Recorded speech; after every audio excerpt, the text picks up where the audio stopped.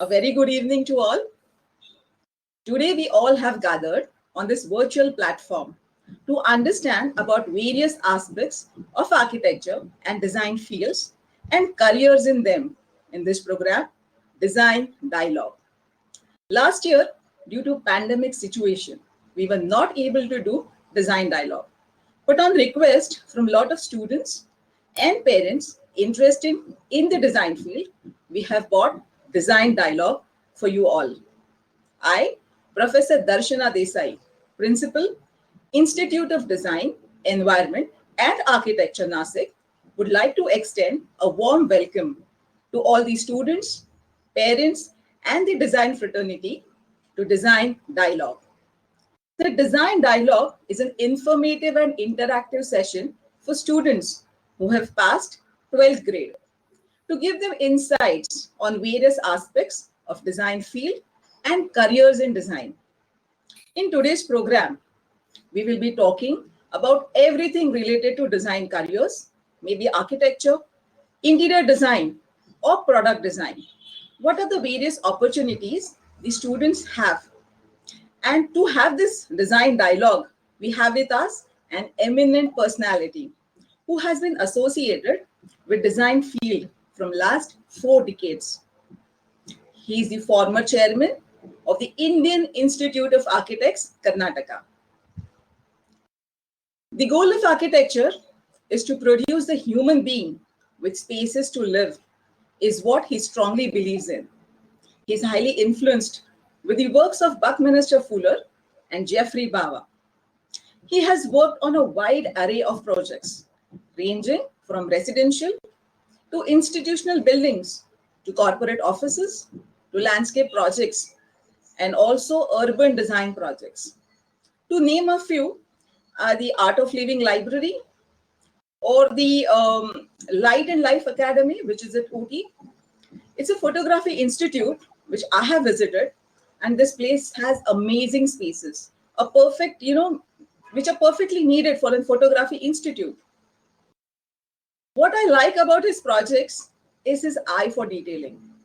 They're cost effective. A very sustainable approach towards his project is where a thought is given, on how the energy efficient practices, which is a need of an hour, because we have a very limited natural as well as the national resources, which every individual or designer should use judiciously.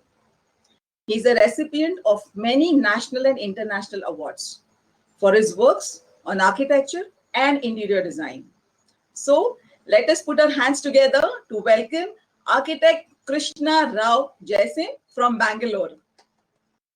A very warm welcome to you, sir, for Design Dialogue 2021. Namaskaram, sir.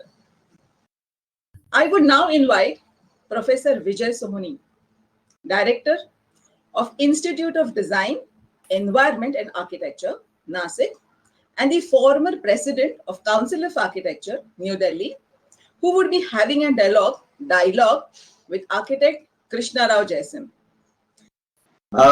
First of all, a warm welcome from my side.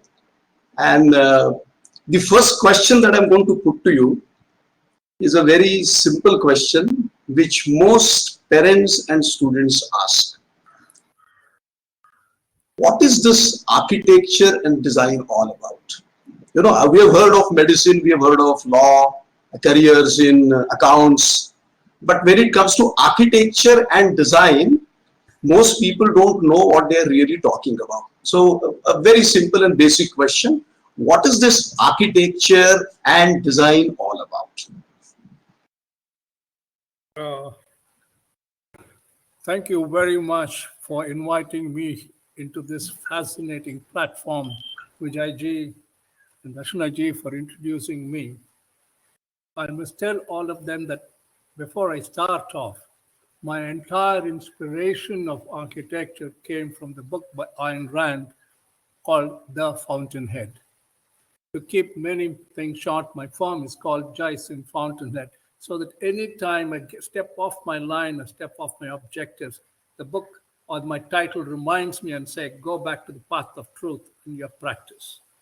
Now, you asked me a very very fascinating question about architecture and design and what is this practice in the profession. It's a very deep question. I was just now talking to many people on design, and then they were talking to me about engineering, then acoustics, then building, then various factors that make the built environment, including the environment. I was just smiling when one of the environmentalists asked me and said, "Why are you smiling?" Said, "Architecture is beyond design. Design is a defined subject, like structures is. There are very strong disciplines in this. Whereas architecture is one profession or one practice, which is absolutely fascinating because it is abstract and at the same time totally defined. It is not a contradiction. Contradiction is not there. It appears as a contradiction. So all of you people listening to me for the first steps when you're taking into architecture must understand that you are stepping into a world which is not like engineering, it's not like medicine, it's not like law, it's not like auditors or anything. It is a subject and an objective. It is a world which is full of creative thinking process that happens. So it is a profession that you travel alone, but you need everybody else in the travel. This is what I tell most of the parents who put students in architecture, and then they realize, what have I done? Because the child goes to college, comes back and starts playing with little toys and other things at home. I said, that is the process. They go back to kindergarten or UKG. Suddenly the mind goes back, unlearns and unlearns and unlearns. In that process of unlearning, they learn. The philosophy of it is very important. Now, I want you to, as he asks me questions, I will go into more directly. Don't worry about the background. It's beautifully raining here. So the background rain is also there. We are very blessed to have this rain coming in this place. Absolutely nice. Go ahead, sir. Ask me the next question. Then I'll connect this question to the other question.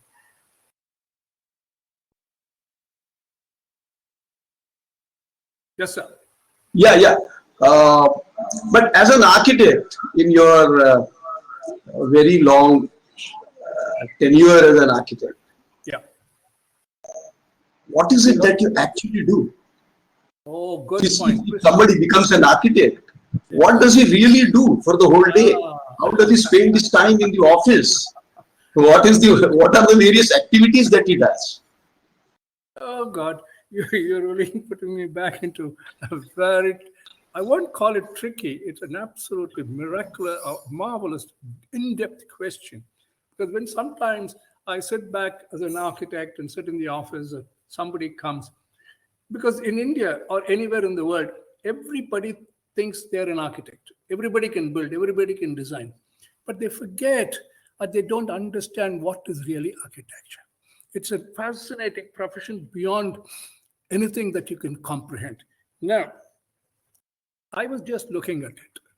I want you all to look at nature. In nature, you will see birds, insects, worms, trees, plants, all the fascinating lifestyles, including stones, that have a lifestyle, that have a pattern of building, that have a method of building, an approach to design and processes. I want you to understand this process very clearly. But then you watch a beehive or you watch an anthill. The anthill builds. But what is fascinating about the anthill is no two anthills are alike, yet they have the same similarity. That is the most fascinating thing about what is nature. Then the ant can't build a beehive. The bee can't build the anthill. Remember that, and the snake can't get into this. Each bird species builds its own nest of its particular character. It cannot do the other nest. Whereas the human being, mind of architecture, design, can do all this and beyond. That is where the fascination of the adventure of architecture starts. Design gets defined, design gets disciplined, and architecture absorbs this discipline and then abstracts it. In the abstraction is every detail of architecture. It is the most difficult, challenging profession in the world, but it is also one that anybody can appear to do. I will just give you a small example. I'm glad you youngsters and parents and other architects are also listening to this. I'll just give you a small example of what I went through in one of my careers. I just went to a small hill station. Then the client was also with me, standing around. My young architects were also with me. The builder was also with me. It's a beautiful site. I just went up the hill. The client then came up, sir, I called you to build me a small cottage up here. You are now sitting and watching that waterfall in the river out there. Can you please pardon me? After this, we will have to go. I said, the site is talking to me. He didn't understand. Probably he thought I was gone mad at that. Then he came, said, these are my requirements in this place. Can I put these things together? Luckily for me, the builder and his wife and children were also hanging around. Some of them said, sir, we want the kitchen here, we want this here, this is something of my own, what I call as an experience. I said, the kitchen can be here. I agree. But the dining hall and living room cannot be near the kitchen. The mother looked at me and they said, what do you mean? We have to serve food. I said, you don't come to this place to serve food. You came here to feed nature and nature feeds you. So that you cook there, but the food must come up to the dining table. Let it be a journey. The food goes through a process of journey for you to admire the breeze. When I start eating or having a drink or watching that view and that film, I must have that convenience. And I asked the wife, if you want to cook something small and short, you also have a small kitchenette here. But your main kitchen with the cook and the service quarters and all will be down there. Your cars will not come there, nothing. You will walk up to this place. And then I walked around, watched the water. Then she got to understand. She literally said, boy, where should these bedrooms be? I said, that is what is called the real vastu of design. The nature around you starts talking to you. The site around you starts dialoguing with you. Like she was talking, what language do I talk? Is it ABC? I said, of all the million languages we have, I talk one language, ABCD, dead. But of that, I've learned up to A and B maximum. So I want you to understand that process, that architecture is a mental adventure of creativity. And when the next question comes, I'll give you something more deeper to understand who an architect is. Yes, sir.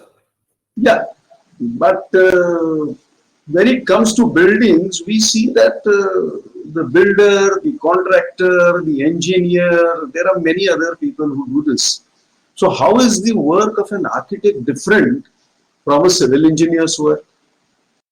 Very well stated. In fact, I must share with you when you said the last the award which we got 3 days back is the Builders Award for Architecture, which I was surprised. I said, no, sir, you deserve it. You're now telling us a language which we did not understand. Building doesn't make architecture. Buildings only make a building and a structure. This is what I wanted to talk to youngsters. Without human beings, there is no architecture. It doesn't matter if all the other species are there. But when the human dies, architecture dies. As I told you, the beehives of bees. But the human being, the mind, the spirit is very important. Because as he moves into the spaces, when he talks about this point of what is the material, what is the structure, they're all elements like design. They interact with design and then create these spaces. What that material is, what it is that's part of the structure, how the project or that building responds to you. It could be acoustics, it could be the color, like the ceiling behind me reflecting on a different point. These are elements that bring together the structure and all the elements like acoustics, like senses, all the elements and the human spirit, all these things to come together. But as I said long ago, you can build and build with brick and concrete and mortar and all this you can do. But I looked at the Builders Association many years back, and again, when I walk into the terrain, they say, so what do you do? I said, I, architect, do nothing. He said, what do you mean? I said, okay, I'll give you a small example. He said, what? I said, the other day I walked into a hospital. They were all sitting around, opting, many people watching from the podium. I was allowed to go down. I went, there was a body resting on the one table. Each of them, is he dead? Is he not dead? Is it saying? Some of them were admiring and saying, "Oh, it's a beautiful body, absolutely perfect in line, very well constructed, 5 fingers, legs, body, hair, groomed, beautiful." They were admiring each part, each of them around. There was an artist who said, "What a beautiful, graceful thing it is. Put it this way." I'll picture a photographer was photographing it all the way. Then after many of these professionals around me looked around and said, "So what do you think?" I said, "I don't think, I act." He said, "What do you mean?" I went up to the body as an architect and touched the head and said, "Now come alive and walk." That is what an architect does to an environment, to a building. He gives it life. He gives it love.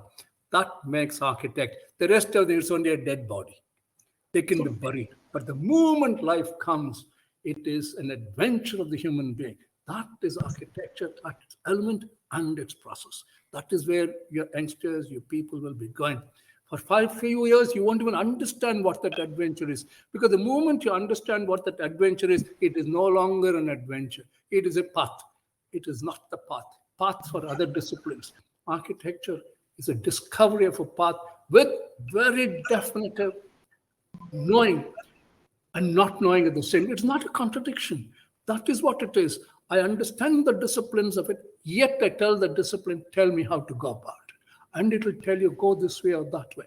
This is what it is. Then the discovery of that space, and then bringing that space to reality for the human experience to happen, that is architecture. The senses and the elements interact and the spirit comes alive. That is an architect's goal. It is fascinating. And once, as I was he asked me what made me an architect studying Fountainhead.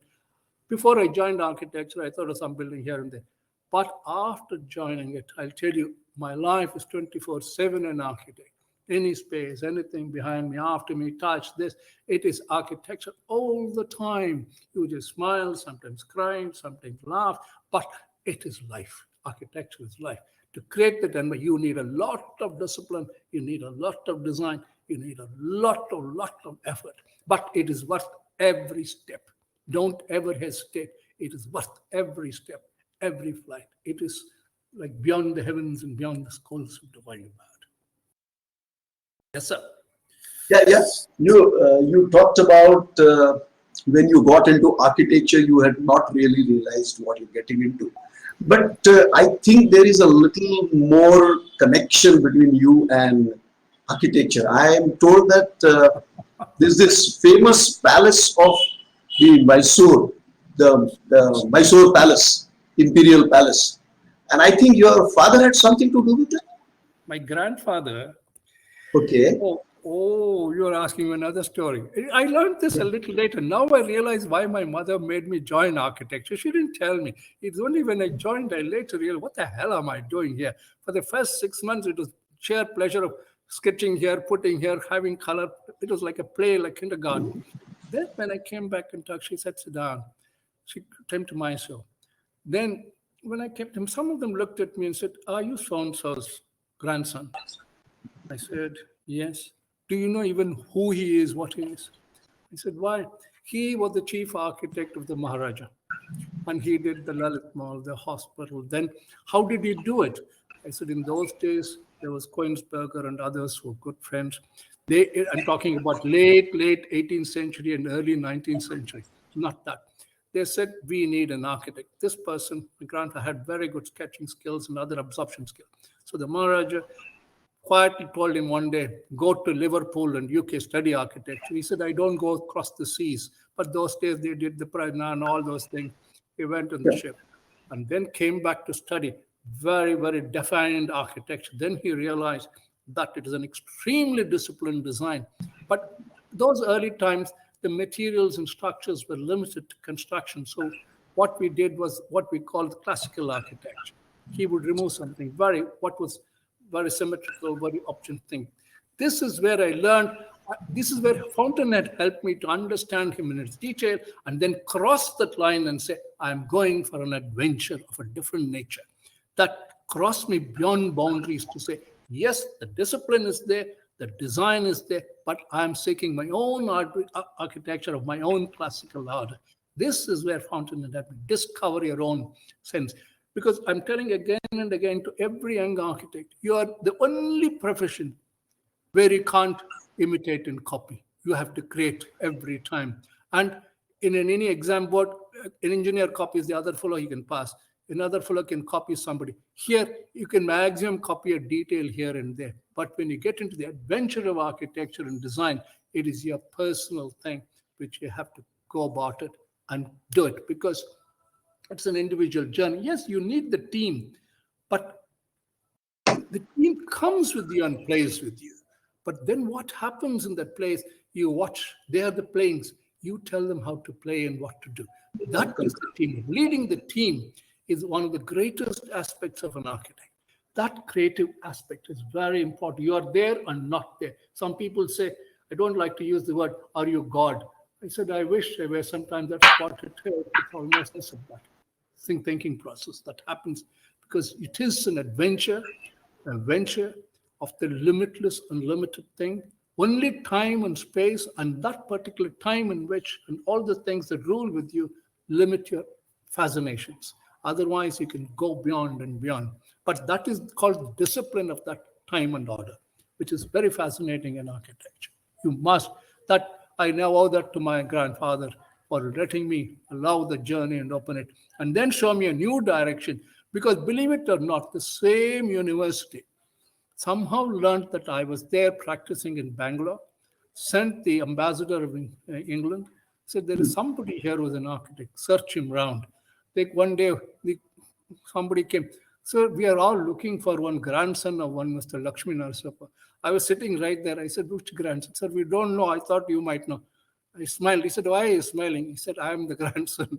Sir, immediately come to the British Consul. They pulled me to the British Consul. Immediately, he said, anything left. Luckily for me, the Lalit Mahal drawings were still there in full detail. So I gave him, I said, this is the only thing. He said, perfect. Believe it or not, the very next day, they flew it to Liverpool and still in the exhibition there. That makes me proud that it is a learning process. But you don't have to imitate. You have to learn to create. That discipline helped me do this adventure in a very, very bold way. It's almost called a fearless journey. Yes, as you ask, I come in the dialogue much more. Anybody wants, go ahead. Yes. Yeah, but do you think that a student who wants to either learn architecture or design needs to have something, some special traits like good at sketching, a guy who's good at sketching, or a guy who wants to do things with his hands? Is that really necessary for somebody to become an architect or a designer? I put in a very goody question on my head. Now, I again go back to my history. I will repeat my history. I'm sure many of them have heard it, but it is a history. It happened to me in my third or fourth semester. I'm not very sure. There was a fascinating lady who teaches design called Sheila Try. She was very disciplined. You have to submit everything on time, because she said architecture is not art to all of you. You have to be disciplined to give your design and details, because it has to be built. It has to be built by somebody else. Whereas an artist can say, no, I'm not in the mood to do it. I can do it. No, architecture does not permit. Whereas an engineer will build something and say, I built a 20 by 20 room, go and stay. You have to create the art out of the discipline of technology and then do it.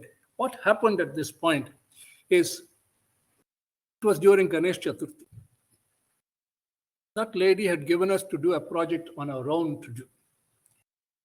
So I had gone to class and I had met, everybody was sitting. She was then looking around one by one, design. Everybody had drawings in the papers or perspectives and things. This is where I'm answering Vijay's question. Then she came up to me and she said, Jaisim, where is your submission? Madam, I was scared. So I said, Madam, I have no submission. Somebody said, no, madam, he's got something in the drawer. Believe it or not, the previous day being Ganesh Chaturthi, my mother had given the clay Ganesha to my hand and said, Jaisim, put it in the well. I don't know what got into me. I took the Ganesha, into my cabin, into my room, in my outhouse. Then smashed Ganesha to all the, because Ganesha is an abstraction. So I made the abstraction, combined a few of them, and made my entire layout in a three-dimensional clay form. This, I took it out of the drawer and kept it on the table. I was shaking that she would throw me out of school, show me out of things. She went, explained. I went through the whole thing. She didn't say a thing. You make me walk, made me abstract. Entirely, it was a very fascinating design complexion. But I was scared because there was not a single. They said, do you have any drawings, madam? I didn't know how to make drawings. I didn't know how to design a three-dimensional nest. The only way I could show this was by the clay, because when I saw the Ganesha in my house, I realized the three-dimensional aspect of architecture. Then she looked at me and said, come to my cabin. All of them said, oh, he's going to get it blasted. She came, I went literally sitting out there outside. The peon said, she never calls anybody. Then she said, Jaisim, are you there? I said, yes, come and sit in front of me. She said, till today, that madam has never asked anybody to sit. Then she told the vice principal, who is a very leader of one college now, please go away, leave us alone. I said, sit down. Did you do it yourself or did you have any help? No, madam, I did it all in 2 days after the Ganesha Puja hat and everything, the whole imagination put in. I believe you. I'm going to tell you one thing. You don't have to tell this to anybody. You don't have. Just continue your adventure of this nature of expression. One day you will make it to the top. Believe it or me, that gave me the total courage and adventure. When people say, like my roof behind me, they said it can't stand. I said, this is now 20 years old, it's standing beautifully. Then the structural engineer, so sir, we did not know structures can work like this, or acoustics can work like this, or the flooring can work like this. It is a beautiful journey of discovery and adventure. It is a fascinating adventure as long as you have the, what I would call the gut, I would use the word guts, the adventure, send the sense to say, I must try. Yes, you will make mistakes. You will continue to make mistakes, but you must learn from the mistake and continue on the journey. Because if you don't make mistakes, there is something wrong, which means somebody has already done it. If the bridge, why did it collapse? Why did it thing fall? You learn. But then, as you said, I have to deliver it to somebody, somebody's money, somebody's contractor. So I have to believe in it myself, then tell the contractor, tell the structural engineers, tell my acoustics, come, let us work together. So he will prepare, or my younger architect will make drawings. So do you think something like this is what is going to happen? This is what, then is where you need three-dimensional drawings and make things out of little model makers and things. Then you realize the structure. Then the client, I'll even give you another example. The other day, about 2 years before COVID, I was in Jaipur with Center for Stone Designs. Is for what we call the discovery, the CDOS, what we call the people who try to promote stone in its nature. They told me, sir, come to the backstage, we'll show you something. Believe it or not, they took me to the backstage, to the back research room. I said, what is it? So what do you think it is? I said, it looks like a paper or something. So it is the thinnest stone made by human beings. It is hardly 1.52 mm. Nobody has ever made it. Stone only needs to be that. But poor man, he said, but I can't use it as a structure, but I can use it only as a skin around another building. I said, can you give me a sample? The director looked at the chairman looked at the scientist. No, he is one of us. Give it to him. Because they know me well. CDOS knows me. He gave it to him. After some time, I put that sample. When he came down to Bangalore one day, I said, can you come with me? He said, why? I said, I've not increased your 2.5 or 2 mm thick stone, but I've not kept it straight. I've kept it in a curve. The moment I curve the step, like Applam, it gains strength beyond anything, my structural and apart from it, it gives you a beautiful design process. See, the question is, this is where we have to integrate all the professions. Only an architect can do it. I bring the artist, I bring the sculpture fellow, I bring the structural engineer, I bring the fellow from the acoustics. Then my mason looks at, sir, it can be done, sir. We will get this done. He gets confident. And I said, why are you interested? It's not even in your quotation. No, sir, I've never done it before. I don't care for the quotation. I want to do it. The client is thrilled. Everybody's thrilled. Design now grows into very detailed and comes up with beautiful answers. of fascinating solutions which we do not anticipate. Getting into that world is architect. Here I'll add one more point to every student. Just because some company gives you a catalog of some brick or some material, they don't know anything about the material they're making. They're just making a material. I always tell them, leave it on my table and go away. I said, well, you're doing it for something. I'm going to do it for something else. After about 6 months, said, I gave you some samples. I found you ordered some things. What did you do with it? He comes and shows him what he showed me. The facade has become a wall. The other one has become a roof. I think he said, we never imagined. I only wish, I always tell Mr. Vijay Soni sir, please also teach us commercial management now and then. So we could have put on one item on this and say, for every stone you make, I will get 1 rupee. I would have made at least 10 crores or 100 crores by now. He is not good at that business.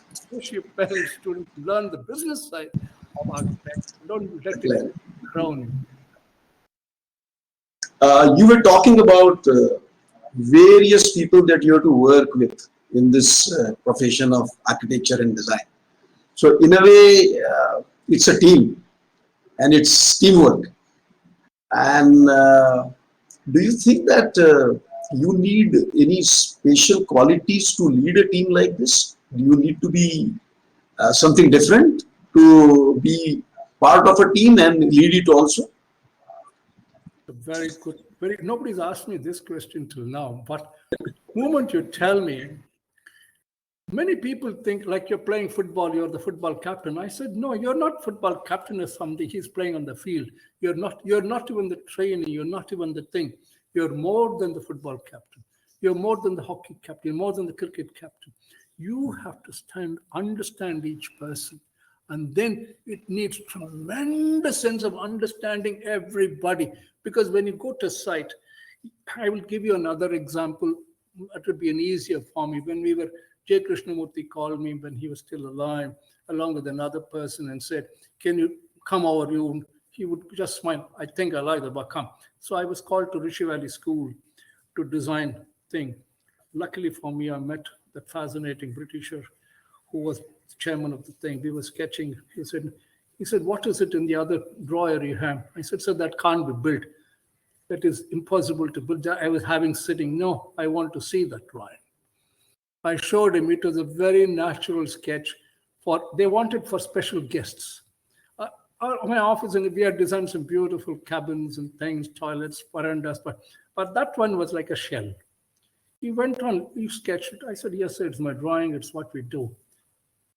Mr. Jaisim, I don't care about the cost of the project.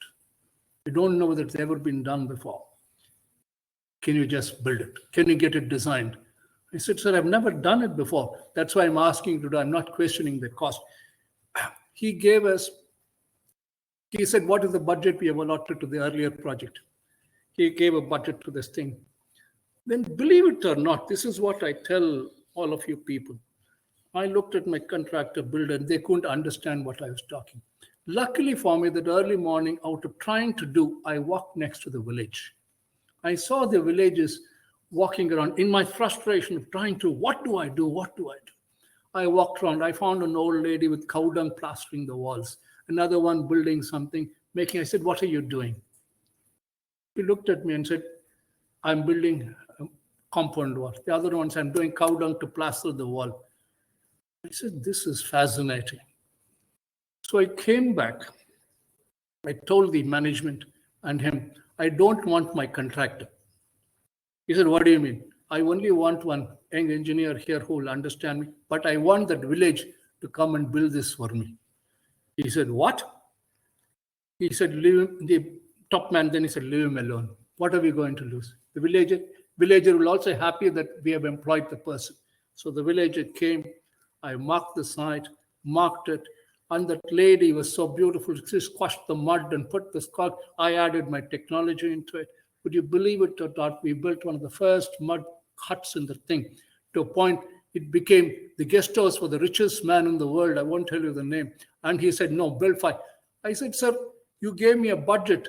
He said, yes, but I've given you whatever you want. No, sir, I finished only 20% of your budget. He said, what do you mean? I thought your cost will go 10 times higher. no build as much as you. We built schools, we built valley spaces, we built guest rooms. Then we built the Silent Valley later in the mud. The cowdung, the mudding, the technology, as you say, is for the architect to discover the technology in that place, in that time and this thing. The skill of the person depends on where you are, how we are working with, how we are interacting, and interpretation of the material, the elements, with the skill of the person. We never use the skill of our villages. We somehow think abroad is great. To me, after that, abroad is not great at all. The adventure in India is unbelievable. The subcontinent is unbelievable. That's why now some of my hidden projects are down up in the third and fourth level villages and cities where I go quietly. And believe it or not, somehow some youngsters discover that, sir, I've never seen anything. It's beautiful. That is what makes it absolutely an adventure. It is an adventure. You need full of inner courage and strength to go with it. It can be done. It's an adventure. On a completely another note, there are a whole lot of students who want to know whether interior design is the same thing as architecture, whether architects can do the work of interior design, how do these two disciplines dovetail into each other, etc., etc., etc. So maybe you can throw a little bit of light on It is not just light. I'm going to have a little designers versus architects. interior design and interior decoration are two different things. People must understand this.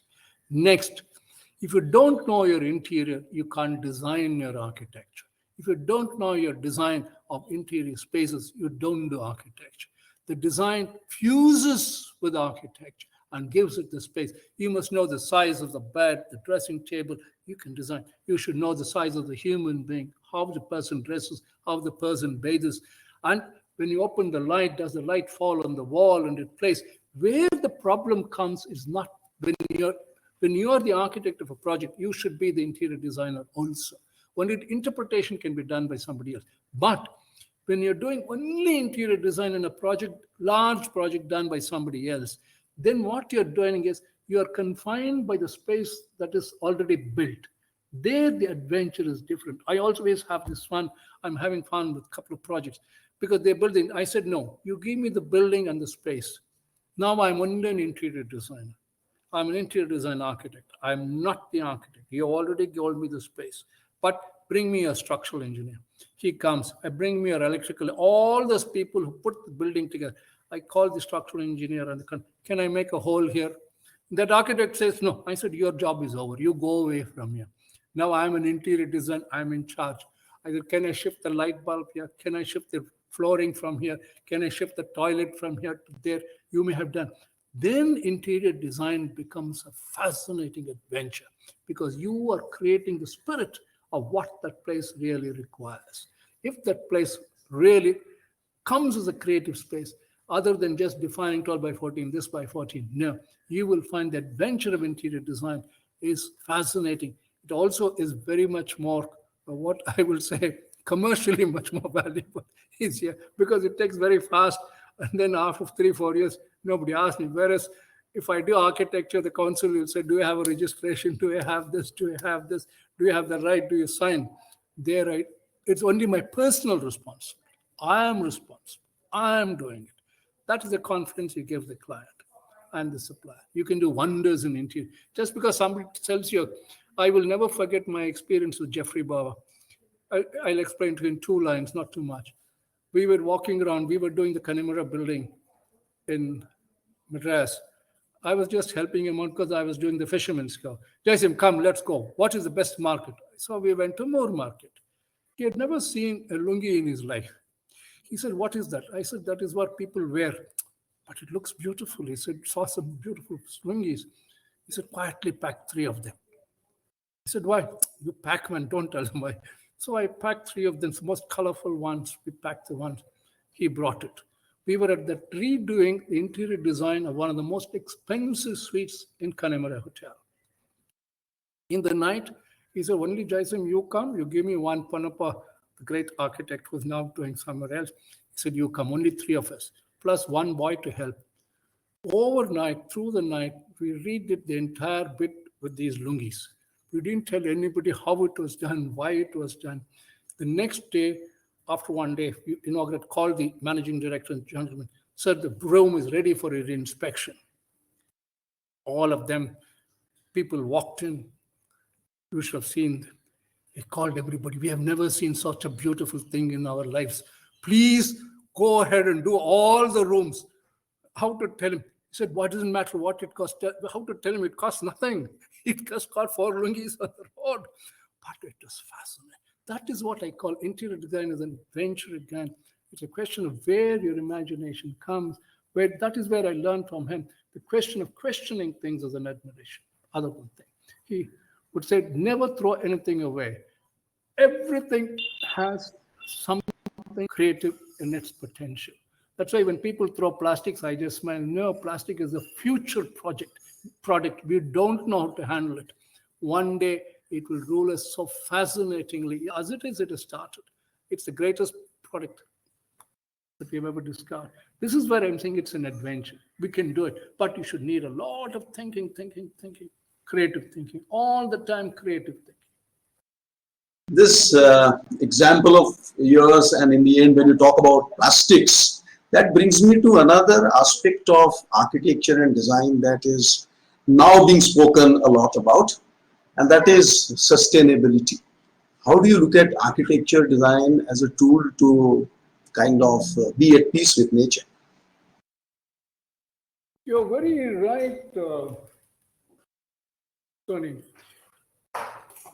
It is a big adventure. Sustainability, very few people understand. Any architecture, for it to be architecture, is sustainable. It is green or blue or red, whatever you might call it, but it is sustainable. The only fact is today's time and technology, and the worst is the Builders Association or builders friends of mine, as the land prices go up, they like to knock it off and rebuild something. But when I go to some of the buildings and the client says, sir, my land is worth 10 times more than the building, what should I do? I said, that's a piece of art. Will you throw away an artist painting out? He says, no, this is the art that you're sitting on. But architecture is the only art on which others can trample. That is the most, what you call the complex thinking that happens in architecture. Others can come and modify it, destroy it, kill it. They can destroy it. Architecture has its essence of time. And I also believe in it. What the Taj Mahal was then is not the Taj Mahal now. What it buried and what we walk around is something different. It's another world. Architecture has its time and space. It works. It can be. Without human beings, it is not timeless. The moment you take the human being away, architecture disappears. It is a very fascinating journey, even that. It is.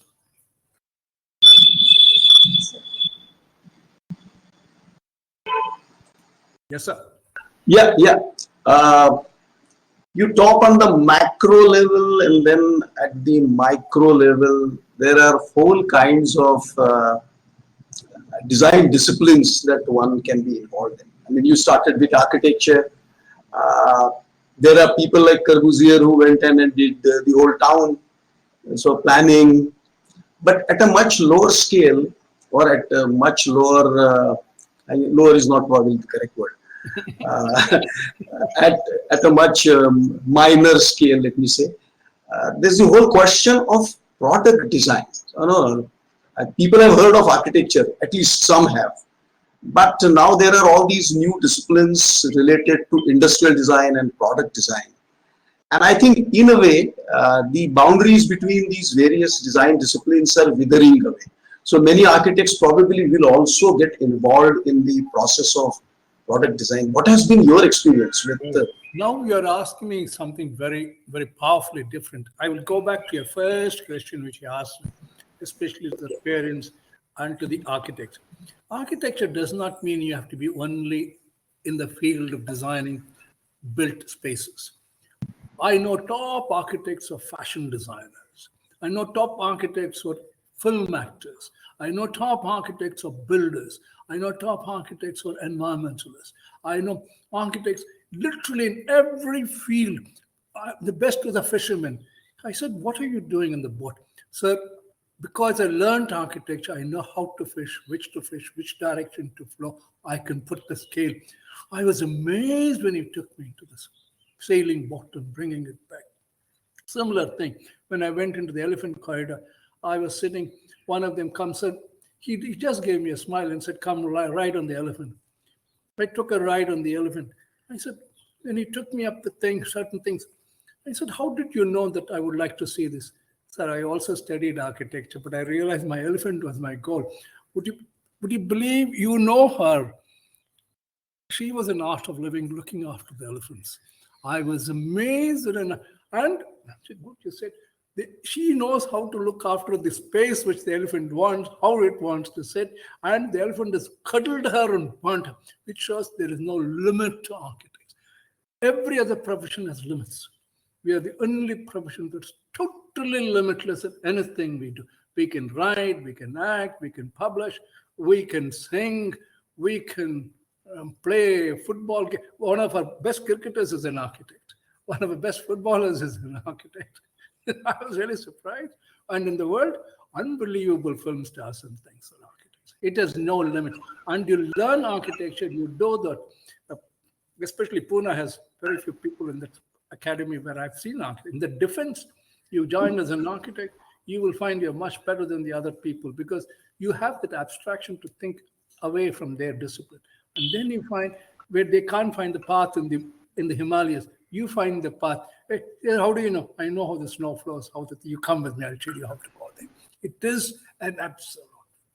You realize, and that is the great thing about this profession. It's a limitless, infinite profession you can do. People ask me, why is it 5 years, 7 years? I, in fact, tell Vijay Soni, 5 years, 7 years is not enough. These architects must study 20 years or 15 years before they become architects. Otherwise, you cannot be an architect. The discipline and design of architect must get into you. You are not born like an artist. Architects are not born. You have to learn and become an artist. That is the great thing about architecture. You can only learn architecture. You cannot just become an architect. You have to learn it. That process is the most crucial, which all these schools have got. They're finding it difficult, I know, but that is the process of journey, teaching that we have to go through. That discipline is very, very important. Very important. Yeah. No, good that you said architects are not born. It means that anybody who wants to be an architect, he has a chance. Yes, of course. If he tries very hard, if he studies, he can become an architect. So that this means that unless you can draw or unless you're good at it, you can't become an architect is exploded already. Good. What about the subject of mathematics? That's another question that many parents ask. In fact, on the lighter side, on the no, biographies somewhere. No. So you see, on the lighter side, in my tenure as the principal of a college, I have had many parents who come to me and say, "I'm putting this guy into architecture because he's no good at maths." Okay. Is it really true that if you're not good at maths, then you should join architecture? When I joined architecture, my father then said, your alternative is to do civil engineering in Manipal or wherever it is. They've given you a seat. I said, somehow it struck me that in architecture, there is no maths, there is no science, there is no physics, there is no chemistry. They're only playing around, fooling around. So I said, no, I want to stay and study, drive my motorcycle and be an architect. But when I did my architecture and then did the Institute of Mathematics in Chennai, then the other institute, or I forget the name, a very fascinating institute, I learned we are the only profession, when you say 2 + 2 is what? We look at it and say, what to? The rest of them look at, what do you mean 4? No, sir. 2 and 2 can never be 4. Every other profession now has caught on to that game. I said, no, it can't be. He said, yes. Can 4 legs be an elephant? Can it be? Can 4 hands be a human being? No. So what is 4? The biggest abstraction in the world is mathematics. Everything in mathematics is the highest abstraction. The only abstraction that takes it totally is architecture. And then the highest detailing is again mathematics, and the highest detailing in the profession is also architecture. Architecture demands mathematics and all the sciences totally integrated with it. Like an artist cannot be a pure architect. Like a mathematician or physicist cannot be. The integration of this is architecture. It is very important to integrate for this, the space and time to come. Because mathematics is a timeless profession. Architecture is a timeless profession. Both are total abstractions, but very, very detailed. Especially when you get into algebra and all this, you start scratching your head. You don't know what to do, but it takes you on. It is a very essential thing.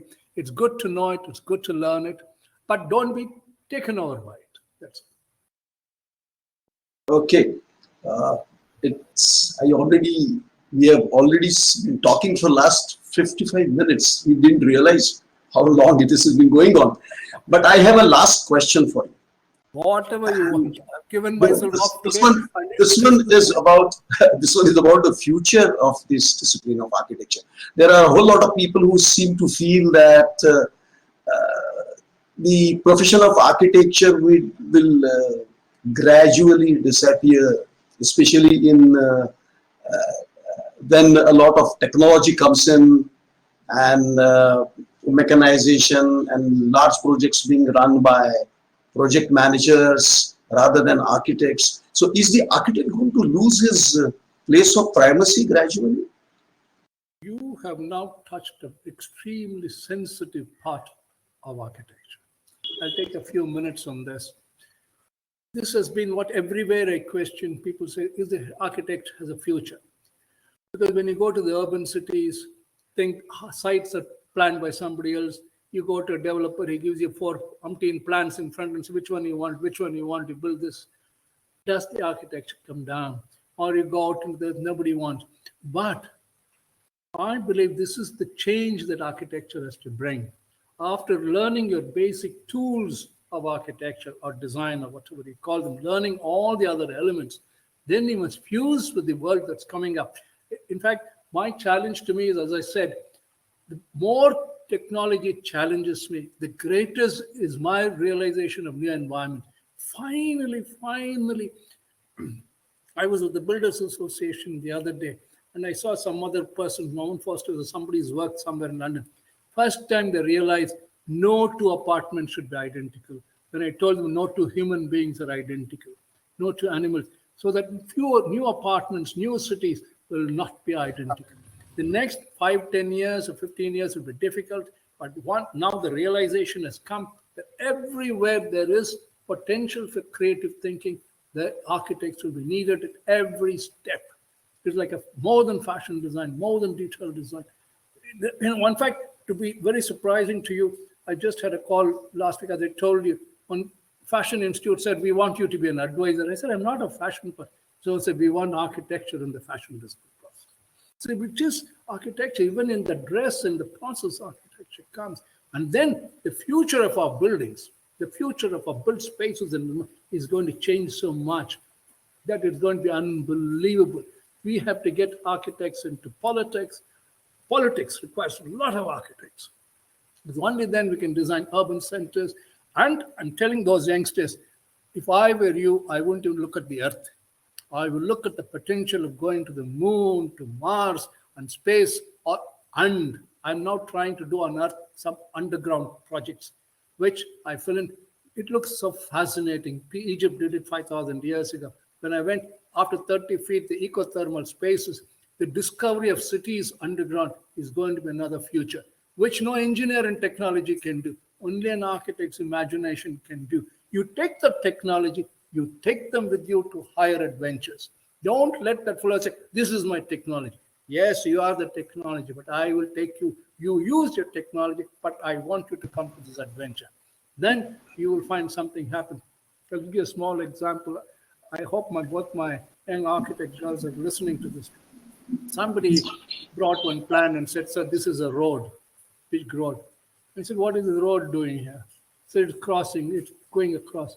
Then they said the client wants so many things. I just smiled. I said, you can build everything within the road. He said, I don't want the rest of the land. He said, what do you mean? The road is my project. Road is my thing. They have never even thought of those things. Whereas technology says, build the road, build this thing. No, it can do wonders. Architects have a tremendous future. But like when we joined architecture, Sony, there were only 5 schools of architecture. In fact, we were wondering what we are going to do. Now, with nearly so many students, so many things, I still feel we don't have enough architects in this country. We need many, many more and adventurous. Yes, few can be creative, few can design and process the details. And when most of them must join other professions and push architecture into those thinking processes. You take even software. You see the software plays, architects play a huge role in those software places. Kitchens, cooking, process. It's a beautiful adventure. Chefs and they've got a tremendous future. Great. And we must open up those spaces for them and Yes. go, adventure. It's been a very fascinating discussion for last 60 minutes now. And I've lost time. and I wish we could go on and on and on, but there are all these kinds of restrictions on us. So thank you so much, Jaisim, for sharing your thoughts. No And I'm problem. sure the students, the students would have relished what went on for the last an hour or so. I hope there are more such meetings and such talks. And I wish you a very healthy and long and active life. Thank you so much. Any time for a dialogue with the young spirits, do not hesitate.